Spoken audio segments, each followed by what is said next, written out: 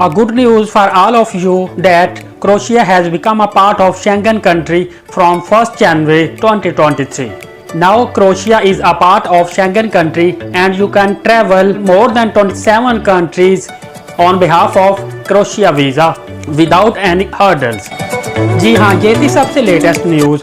Crochet जो है ये 1 जनवरी 2023 मतलब आज से शेंगन कंट्री का पार्ट बन चुका है।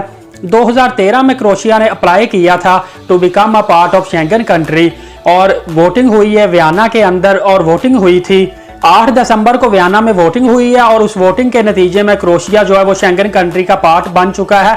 अभी 1 जनवरी से मतलब आज से फौजें जो है वो क्रोशिया के बॉर्डर से हटा ली जाएंगी और क्रोशिया भी ट्रैवल फ्री बॉर्डर एरिया बन जाएगा। यहाँ पे एक ही वीजे से मतलब अगर आपके पास क्रोशिया का वीजा है तो आप पूरे के पूरे शेंगन कंट्री का टूर कर सकते हैं, आपको किसी और वीजे की जरूरत बिल्कुल भी नहीं है। अब यहाँ पे एक बात समझने के लिए है कि क्रोशिया ने 2013 में अप्लाई किया था और वो शेंगन कंट्री का पार्ट बन गया है, लेकिन इसके अगेंस्ट बल्गारिया और रोमानिया ने अप्लाई किया था 2003 में, लेकिन अभी तक वो शेंगन कंट्री का पार्ट क्यों नहीं बन सका। तो देखिए, जो शेंगन कंट्री ऑस्ट्रिया है और हॉलैंड है जिसको नेदरलैंड भी बोलते हैं, उसने अभी तक वोट नहीं दिया बल्गारिया और रोमानिया के हक में to become a part of Schengen country. That's the reason behind. उसकी बड़ी वजह क्या है? उसकी बड़ी वजह यह है कि ये दोनों कंट्रीज कहते हैं कि रोमानिया और बल्गारिया के अंदर इनसिक्योरिटी की सूरत हाल भी है और दूसरा बहुत ज़्यादा इलीगल तौर पे लोग इस कंट्री के अंदर आ रहे हैं। वो चाह रहे हैं कि अभी इस चीज़ को टैकल करें ये दोनों कंट्रीज, उसके बाद वो वोटिंग करेंगे और फिर होप सो।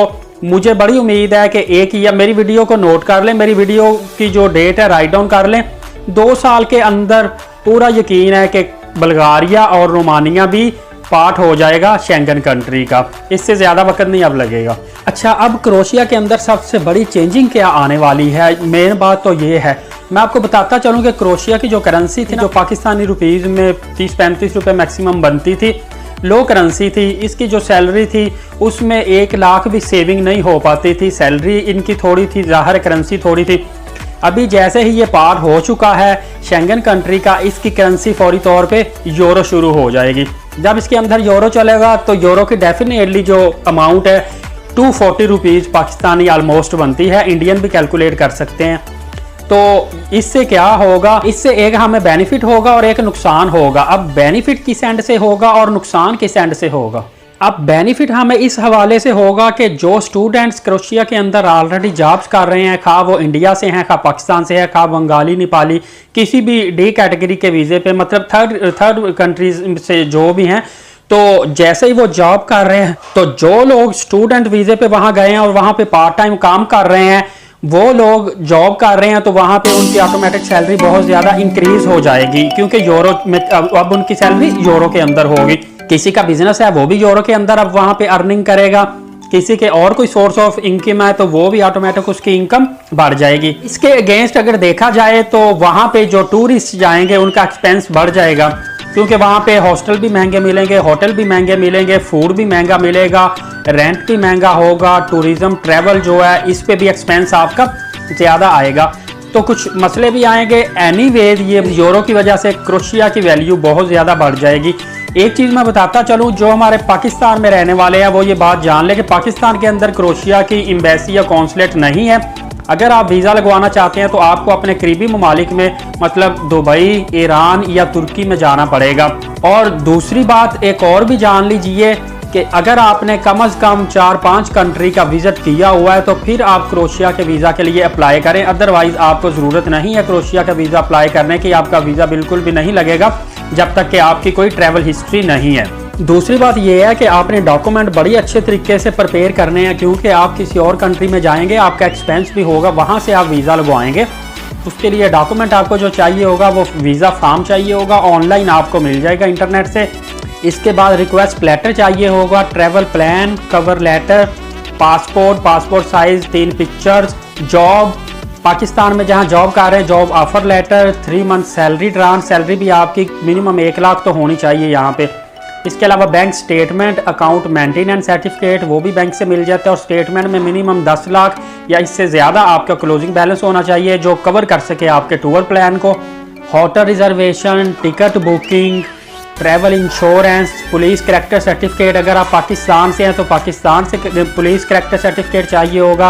और अगर आप पाकिस्तानी हैं और किसी और कंट्री में, फ़र्ज़ करें इस वक्त आप तुर्की में हैं, दुबई में हैं या ईरान में हैं या किसी भी और कंट्री में हैं, तो आपको वहाँ से भी करैक्टर सर्टिफिकेट लेना पड़ेगा, मतलब पाकिस्तान से भी लेना पड़ेगा और उस कंट्री से भी, ताकि आप प्रूफ दें कि पाकिस्तान में आपका करैक्टर कैसा था और वहाँ पे कैसा है। अगर बिज़नेस कर रहे हैं तो चैम्बर ऑफ कॉमर्स का आपके पास मेंबर हैं तो कार्ड होना चाहिए या रजिस्ट्रेशन सर्टिफिकेट होना चाहिए, और बिज़नेस का आपके पास लेटर पैड, विजिटिंग कार्ड, सारे प्रूफ। इसके अलावा अगर आपके पास कोई प्रॉपर्टी है या कोई आपने रेंटल की हुई है प्रॉपर्टी, या आपके पास कोई गाड़ी है या बाइक है, कोई कार है, जो भी एसेट्स है वो भी आपको ज़ाहिर करने पड़ेंगे। इसके अलावा आप मैरिड हैं तो MRC फॉर्म, और अगर अनमैरिड है तो FRC फॉर्म आपको देना पड़ेगा।